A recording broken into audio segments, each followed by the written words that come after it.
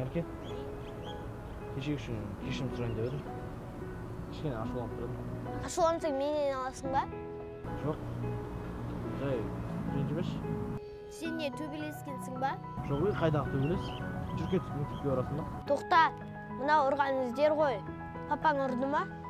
Ой, бір сен де. Жай кешірім сұрай салайын деп едім. Қатысың жоқ жеріңе не үшін алғышылсың? Жай уайымдап жатырмын. Қатты ауырып тұр ма? Жоқ.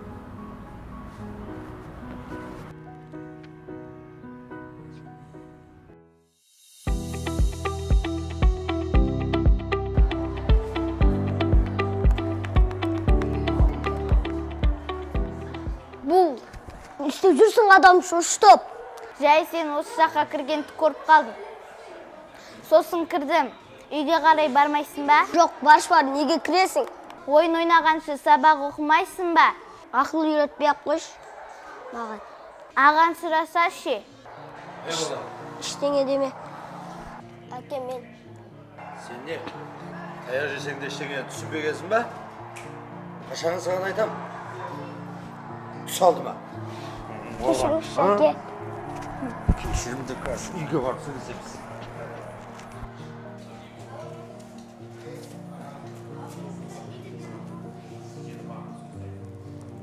Бұны анасыма айтып беру керек.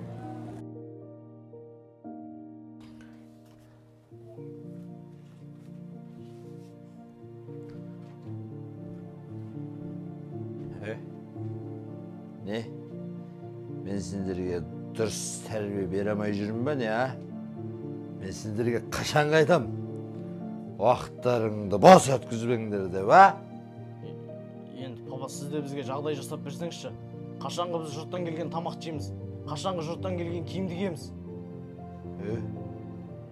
Сен балаң кәдімгідей тілің шығайын депті ғой, а? Не істеп жатсыз? Балдарға қол көтеруге болады ма? Мен сізге арыз жазам. Жүріңдер бол. Тұрыңдар.